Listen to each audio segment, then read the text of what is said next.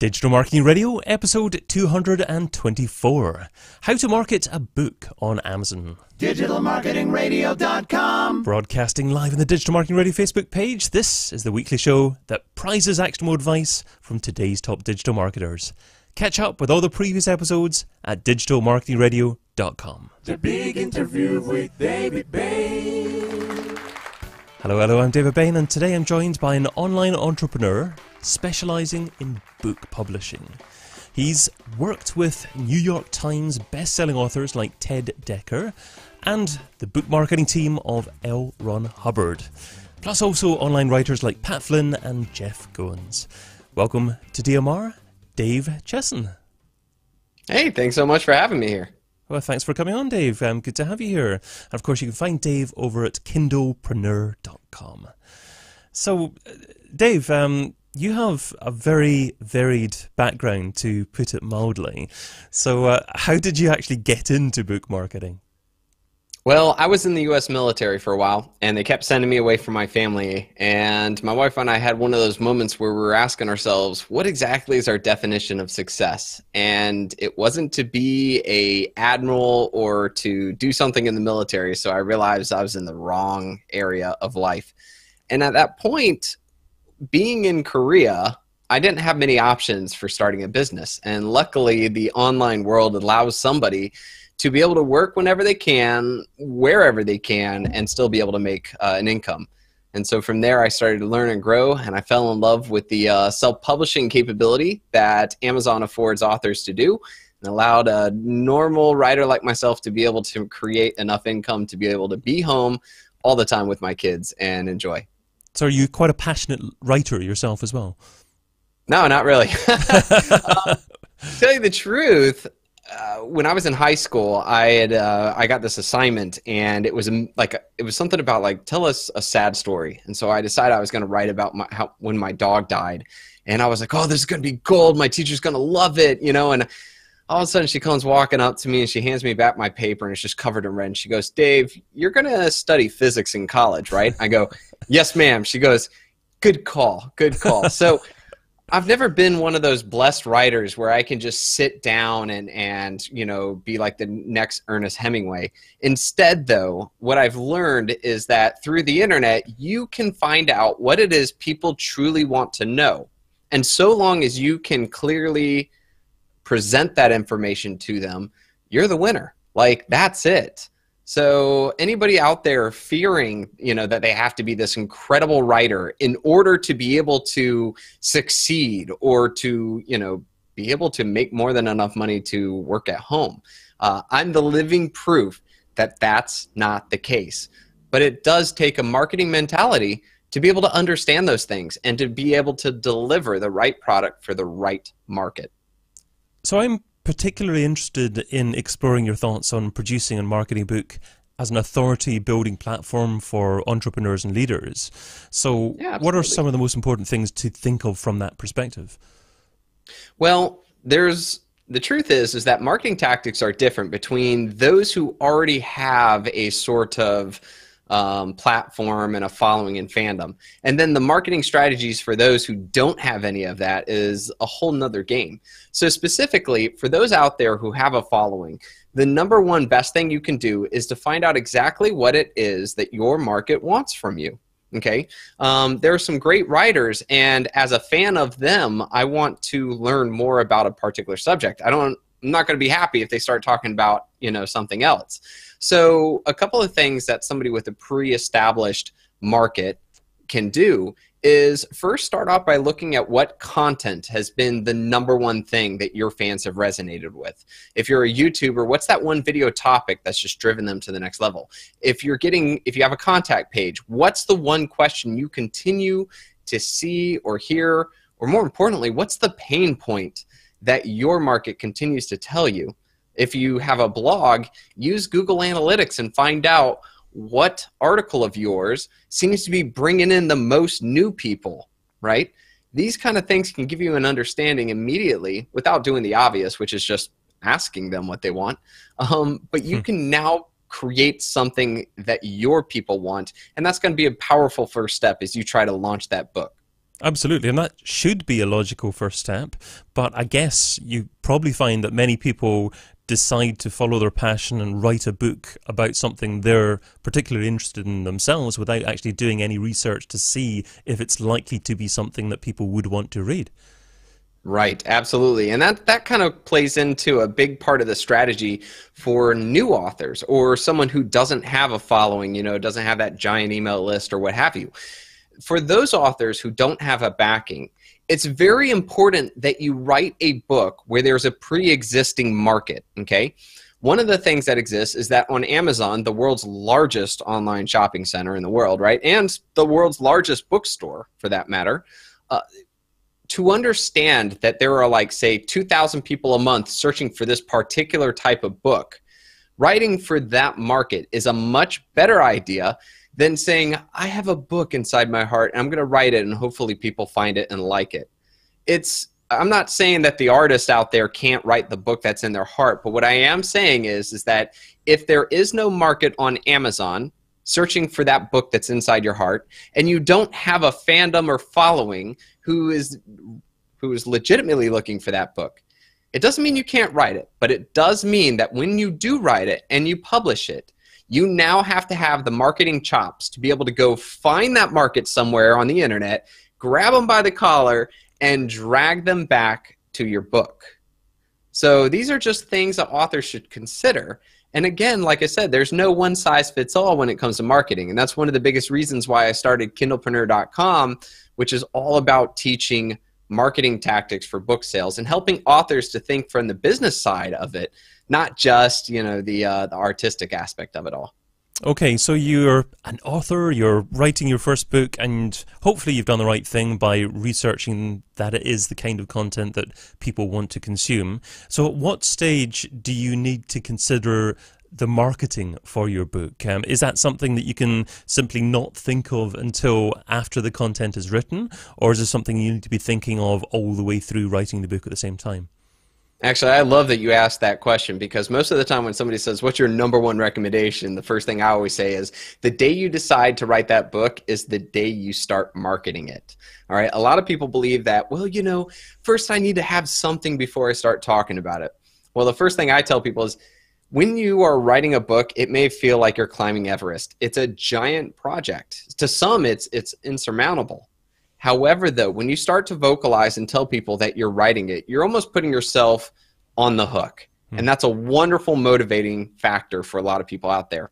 Number two is that when you start talking to other people, potential target market, the people that you want or you think are perfect for this book, you can start to learn about the things that they want. If you're doing keyword research, you can start to find out what your target market is searching for. What answers do they need? What are their pain points? These should go into writing your book, okay? Having input from your target market will help you to create a much better product, aka your book. Furthermore, you can't title a book or design a cover without understanding what your market truly wants. The people, the potential readers should be a part of that process. So from the day you start writing till the day you hit publish and beyond, you're going to be marketing your book. Whether that's a part of research or, testing, it's all a part of it. But it's a wonderful process. The people who usually fail are the ones that write the book and then decide after they're finished that they're going to start marketing the book. Yes, or even after they publish, which I guess is even worse, publishing and then thinking, actually, there's not too many sales coming to this. What can I do to push sales? Because I guess by then, by the time it hits that kind of stage, it's too late. Absolutely.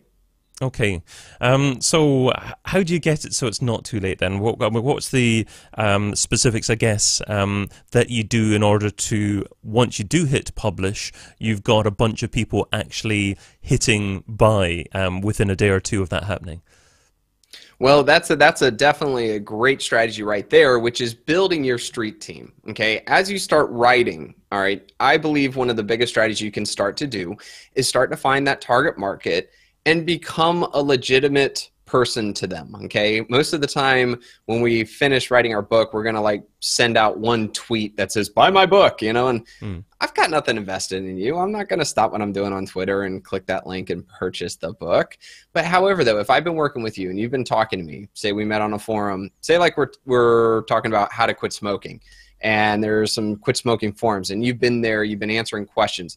I've started to notice who you are, and maybe we've conversed. You know, we've shared some secrets, aka you're collecting good data and information and research from me as a target market. But whatever. The point, though, is I'm starting to understand that you know what you're talking about, and also I'm starting to realize that I'm sort of a part of this book, right? I mean, I've been helping, and I kind of feel invested in it. You're going to start to build this following. And let me tell you, something like 25 people that you know are going to be buyers can just totally swing a lot of what you're trying to accomplish here. Okay, so as you start to build these guys up, let them know that you're writing a book that is going to be publishing. Potentially one thing to do is to give them an advanced review copy, an ARC, A-R-C. What this does is it allows them to read like a PDF form of the book so that they've already read it, so that when you go to publish, they can then leave a review on day one. A killer of books is somebody who publishes and like 4 months later, they still haven't gotten a review. I don't care if you do advertisement or you do all these other tactics. If I go to your book and I see no social, you know, authority there, I don't see anything that says, hey, this is a great book, I'm probably just going to be like, well, probably not good enough that anybody want to leave a review. I'm not going to buy it. So you can use that 25 people immediately to get these legitimate, happy reviews. So that can help you from day one. Another thing, too, that I tell people is trying to get your book discovered on Amazon. Amazon itself is a search engine. I mean, when we go shopping on Amazon, right, there's only two ways that we shop for a book. We go to the search bar at the top and we type it in and hit search, or we go to our favorite category of books and then we search for like bestsellers and things like that. That second one we're going to put to the side here. Let's look at like discoverability. In the Amazon search engine, if I type in a keyword, Amazon presents me with a list of books. Now, if you know what those particular terms are that you want to target, the best thing you can do to rank #1 in Amazon so they find you is to prove to them that when people type in this keyword, they click on your book and they buy it. So in this case, what I do is that I tell my 25 people, hey, instead of sending them a link, right, and say, click here and buy it, I say, hey, would you mind going to Amazon, type in how to quit smoking, find my book and purchase it? And those guys, of course, do it. And immediately Amazon's like, wow, hey, look at that. There's a high percentage of people that type this in like this book over these others that we had at the top. Right. Now, a lot of people may jump on me and say, oh, that's gaming the system. Amazon's, you know, going to be one, you know, they're going to be wise about it. And that's a good thing. I think that's wonderful that Amazon does it. But what this tactic is that I just shared with you all is that it gives your book the ability to at least show up at the top. If your cover and your title and your content is good and you've got a good launch, then that might just be enough to keep you up there. But while you're up there, if normal people that don't know you type in how to quit smoking and they don't choose your book, but they choose the one below it because either it's better, it's, you know, it's got a better cover or something like that, then you'll quickly fall back down. So using this tactic gives you kind of like blows up enough air so you can float up to the top. Yeah. But it's dependent on your quality and work whether or not you stay there. That's a great tactic, and it's interesting that it's quite similar to a tactic that I've used in the past for YouTube, actually, and it's showing that Amazon is a search engine like Google and like YouTube as well. Because in the past, when I've launched big videos on YouTube, perhaps maybe an hour and a half seminar that I've given, and I've wanted to drive a lot of people to it to begin with, I've paid for a little bit of advertising, but not on YouTube, on another service like StumbleUpon. So I've spent maybe just $100 or so in StumbleUpon, and I've also asked my own list to, if they like the video, you know, do us a favor and, you know, click like and add a comment on YouTube. And through that tactic, I've ranked #1 on YouTube for the phrase digital marketing for about 2 years and had about 150,000 views. But just very, very similar to what you're saying. So I thought it was an appropriate story to share at the time. Absolutely. It's, you know, with these search engines, the biggest things that we can do, whether it's Google, YouTube, or Amazon, is to prove to them that they delivered on the content that we want. Now, you know, with Google, it's that I've clicked on that first link and then I've stayed on the page and I've continued on. That shows that, yes, that Google, good job, Google, you gave me what I wanted, right? Yeah. With YouTube, it's that I clicked on that video, I stayed there, and, you know, I watched a certain percentage, and I even showed happiness engagements like likes. With Amazon, on the other hand, it's just a little different. You show happiness when you buy it, right? Right. So not only did they show me this product, right, I clicked on it, and then I ended up buying it, which means Amazon and the writer, in this case, have made money. It's a happy relationship. So when you're trying to figure out how to show up more on Amazon, you just got to ask yourself, what makes Amazon more money? And that's exactly how they designed their A9 algorithm to work, so that that book or that product shows up at the top. So in terms of the tactics that work best from a book marketing perspective, do you expect that to change much over the next few years? Are there going to be many more hard copy sales or Kindle sales? Do you expect Amazon's algorithm, or perhaps even AI or people's increased use of smartphones, to perhaps change the way that marketing's done in the future? What are your thoughts just over the next couple of years, just in general? Well, from a product standpoint, there's no need to kind of think about those that at all, you know, whether it's like ebooks versus books or so, because one of the beautiful things about Amazon is that as a self-publisher, I not only can create Kindle books with just a couple clicks of a button, I can then go to Create Space and click and create print books. So in truth, I write one book and I can get it on Barnes & Noble, iTunes, Amazon, Create Space. You know, I can even send it to ACX for somebody to create an audio book. So it's almost like bye-bye publishers. I can quickly do this and have access to all that. So all the different markets are accessible to us self-publishers or to us, you know, online marketers, which is a wonderful thing.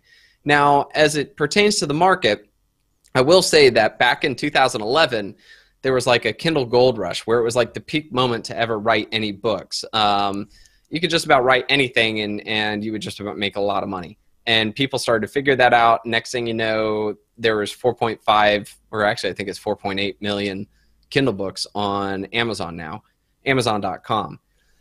So the question is that because there are more books, does that mean that we cannot gain a footing in the market? And the answer is no. Actually, it's the good thing about Amazon is they like to keep books fresh. So one phenomenon that I've noticed that when I launch a book or so is that the first month to 3 months, it depends on the competitiveness, there's this thing called the Amazon honeymoon period. And in this part, you know, Amazon and the new book, oh, we got a great relationship, everything's wonderful. They kind of beef you up, they give you a little bit more love, they show you more. You may even see like an advertisement for your book, you know, because of cookies, but that's a whole nother subject. But you're going to see all this love. And at that moment, if, you know, your sales don't continue on beyond that, right, then Amazon will say, okay, time to date somebody else. Now, as somebody who has a platform or has an email list or has a little bit of marketing chops, this is where you can just kind of drip, you know, some of your sales and presence into it and keep that relationship burning. Whereas with a new author, on the other hand, you know, there are particular tactics, you know, what I call wheelbarrow tactics that they're going to have to employ. And just kind of expound on that, wheelbarrow tactics to me are where you've got to keep working to keep it going. So just like a wheelbarrow, right? You got to pick it up and then you got to walk it. But the moment you put it down, it stops moving, right? Sure. So those are a couple things. And for some of those new authors who are probably scratching their head saying, I don't want to carry a wheelbarrow forever, I tell them, look, get your first book out there, right? Start building your assets, build book 2 and 3. Link them together, and they're going to start to kind of help each other out. As somebody buys book 1, they're going to be like, wow, that was a great book, and buy your second and third. But more importantly, if you're looking to build a business with books, you need to start looking at building your platform, getting the email addresses, so that when you publish book 4, you can have both sides. You can have the keywords, and you can start sending all your fans to buy your books. And next thing you know, now you have the ability to drip and build and grow and hit those 6 figures and all that jazz. Great thoughts. Well, in a moment, we're going to be moving to the second part of our discussion, where I'll be asking Dave about the software that he couldn't live without. But first of all, I'm not sure if you know about this, Dave, but I've published a book myself called Digital Marketing in 2017. So that's where in December of 2016, I actually had 107 digital marketers all on the one show. It was a mad show. I had one person on every 2 or 3 minutes or so sharing their number one tip for the year. So that's all included in this book and edited, of course, thoroughly by myself and into nice categories. And that's available, of course, through Amazon, published on CreateSpace as well. So you can get that at digitalmarketingin2017.com. But let us segue into the second part of our discussion. So that focuses on Dave's thoughts on where digital marketing's been and where it's heading. So starting off with Software I couldn't live without. So Dave, what software do you currently use in your business that if someone took away from you, it would significantly impact your marketing success? Well, I won't go with the obvious one, which is my own software that I created. Created it to help myself. But let me tell you, the software that I use is kind of the layout and format to that. I'm a big fan of Ahrefs, Ahrefs.com. Sure. And I'm an SEOer, not going to lie. I've always been about understanding those search engines and what triggers them to show who. And ranking my websites #1 in Google has been an instrumental part to the lifeblood of my business. It's what allowed me to make Kindlepreneur.com, get 100,000 readers per month and just kind of come out of nowhere. And with Ahrefs, it gives me insight into exactly what people are typing into Google. So my favorite tactic with it is that I'll find a couple of websites that I think are very popular, very well written, and I'll put them through Ahrefs, and it tells me what their best keywords are. I can immediately tell what their lifeblood is. And one of the funniest things I've learned using Ahrefs over the years is that you'll almost find that every successful website out there has, maybe 1 to 6 articles that truly account for like 80% of their lifeblood. And it's hilarious. There are a lot of website owners that don't understand that if they lost that one article, say it just stopped ranking, they would lose 80% of their business, Or the other thing too is that without understanding what your most important articles are, you're kind of open for attack. Somebody else could beat you out in the rankings. The next thing you know, your traffic drops significantly. The statistic right now is that ranking #1 in Google as compared to #2 is like double the traffic. So to drop that 1 point hurts. And so with Ahrefs, I'm able to track my keywords. I know what's going on, how my website is doing. I can look into the inside of other websites, and I can figure out what's working for them and if that fits for us and beat them out. And so it's given me a competitive advantage that allows me to excel in the online world. And so using the importance of that, we actually created software that kind of does that for Amazon, specifically for books. With the goal is to understand, hey, if I have this book idea, I can type it into the software. I can figure out that this is what people actually type into Amazon and how many people. So in a way, are people searching for this, for books? Are they willing to pay for it? And is the competition too great? And so we created kdprocket.com off of that.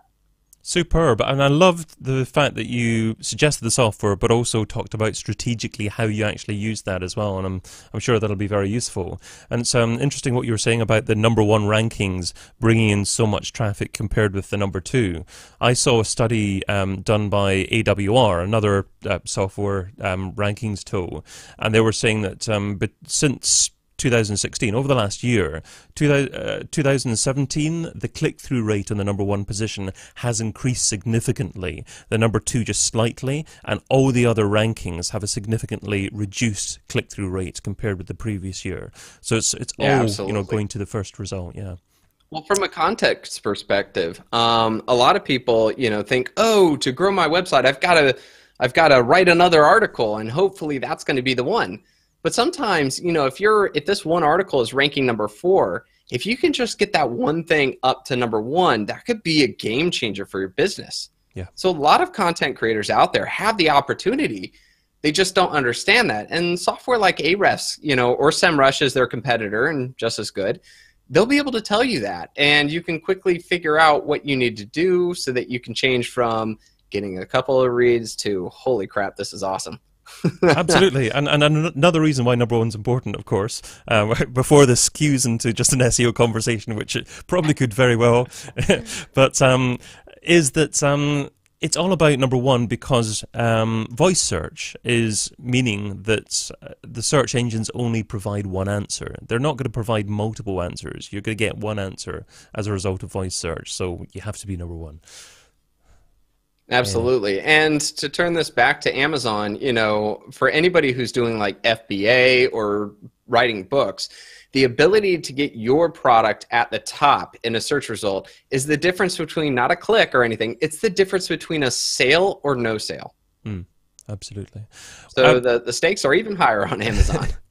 Well, here's a slightly more challenging software question, and that is, what piece of software don't you use, but you've heard good things about, and you tend to try at some point in the near future? Well, I guess Confusionsoft would be the one. I call it Confusionsoft because that's what I've heard over and over again. I right now use GetResponse for my email. To me, it does more than enough. They have this great new workflow system that's pretty phenomenal. It looks like Drip. For any of the email people out there, it looks like it's as cool as Drip, but it's a lot cheaper. Okay. The problem, though, is that as my business is growing, it's becoming a lot more important that I be able to do extra little things and these hardcore tagging, but, ugh, God, I'm not looking forward to having to pay for a teammate to work that thing. I know. I mean, you don't necessarily have to go there. I mean, I'm a big fan of Zapier, which helps to integrate, different APIs together. And you can look on there and see other marketing automation solutions that integrate with, the different pieces of software that you happen to use as well. So it might be worthwhile looking on Zapier to find another solution. Well, right now I'm paying about $350 a month to Zapier just to port some things over. So I don't know. At some point, I'm going to get to that point where it's probably more economical to go with Infusionsoft. We'll see. Interesting. Okay, well, let us move on to. I wish I would have. And that is, I'd like you to look back on the very first day that you're involved in trying to market a business online. What didn't you do so well? What do you wish that you would have done differently?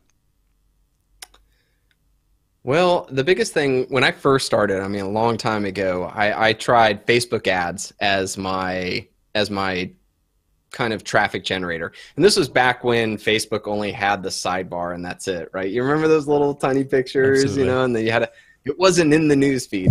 And the funny thing was that I think I had a lot of success at that time, but I pivoted. I was like, well, this isn't working out as much as I thought. And so I moved to SEO. Luckily, I got stuck in SEO and I did that. But the truth is that looking back at it, if I just stuck to Facebook ads back then, back when it was somewhat of a new thing, I really think I could have done a lot of incredible stuff and would have been, in the market in the beginning. So I guess the best thing is to, if there is a new market, you're the first there, work hard and you're going to enjoy the benefits that people talk about. We talked about the gold rush of 2011 in Kindle publishing, right? The guys who were publishing way back when KDP was a new thing. Yeah. Oh, they raked in the money, and that's because they stayed, they stuck it out, and they learned. Good for them. Yeah, absolutely. It's funny, the gold rush in the internet era just hits every few years, a slightly different thing. 5 years before Kindle, it was Google AdSense, and that was just so incredibly easy as well at the time. Yeah, at the time. Let's move on to the this or that round. So this is the quick response round, so 10 quick questions. Just 2 rows here. Try not to think about the answer too much, and you're only allowed to say the word both on one occasion, so use it wisely. You ready to go? Yes. Twitter or Snapchat? Twitter.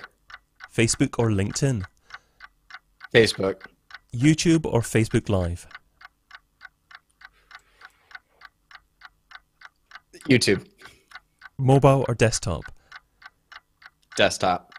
Website or app? Websites. Paid search or SEO? SEO. Oh, yeah. Outreach or advertise? Outreach. Email to one or email to many? Email to many. Social subscriber or email subscriber? Email subscriber. And local marketing or global marketing? Global marketing. Man, you didn't even need your both there. After a bit of struggle on question number 3, which was YouTube or Facebook Live, what was that? Well, then I'll make that one both. Okay. Do you use both quite significantly? Well, I'm about to hit Facebook Live extensively, to tell you the truth. And the reason being is that if I'm making a YouTube video, and this is where I was trying to think quickly, and you're like, don't think. And so I was like, what am I doing? But if you're creating a video for YouTube, just hit another camera or something, but look for the ability to reprocess that or repurpose that content on Facebook Live. Maybe take the recording of the Facebook Live and put it on the YouTube market. So now you're getting YouTubers as well as your Facebook social media. So I'm trying to work it so that they're both one and the same, but I'm getting both benefits. Absolutely. I mean, this recording that we're making at the moment, we'll have thousands of people download and listen to the audio version. We're broadcasting it live on Facebook. Not many people will be watching it live on Facebook, but it'll gradually get a few hundred people that watch it on Facebook. I'm also happening to be broadcasting live on YouTube and Periscope at the same time as well. So maybe about 50 people will watch it on Periscope as well. So it's good to be in multiple places if possible, if you can keep your content, I guess, native to that platform as well. Most definitely. Let's move on to the $10,000 question. If I was to give you $10,000 and you had to spend it over the next day on a single thing to grow your business, what would you spend it on and how would you measure success? I would quickly create a landing page with a free opt-in and do Facebook advertising and measure the conversion rate of people who signed up for the email list. Luckily, I've got a back end, so there would be sales as well in there. Okay, and so Facebook advertising, we were talking about video previously. Would Facebook advertising also incorporate video as well?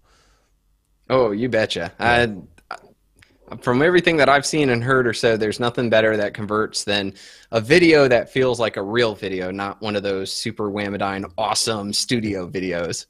Interesting. Yeah, a real personal video as well. I was talking to a couple of chaps the previous episode of Digital Marketing Radio, and they were saying actually if you make it a 9:16 video, so the opposite way around as normal, then it'll take almost the whole screen on a mobile device and be a lot more effective there. So, and that's just a natural looking video, someone holding their phone as well.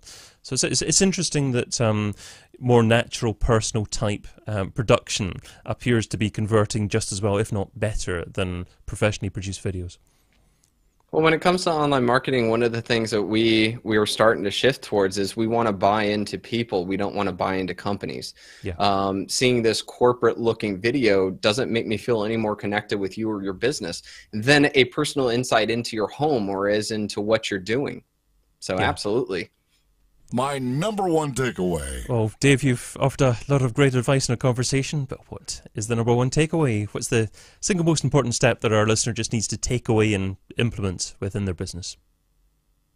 Well, it's sort of an underlying theme to everything that we've talked about, but one of the biggest things I think any marketer can do is to focus on one particular traffic generating source and master that. My regret is that I didn't just stick with Facebook ads, but luckily when I chose SEO, that became my focus. And every point type version of my business has always utilized that one skill, and that's what's allowed me to single-handedly be successful as I've moved forward. Yeah, great tip, because 10 years ago plus, you could quite easily do many different areas because there weren't that many competitors in most areas online, so you didn't have to do a good job and to get to the top of the rankings in whatever type of marketing activity you were focusing on. But now there are so many great players out there, unless you're supreme at that particular method, then you're not going to get that number one position where all the traffic is, as you say.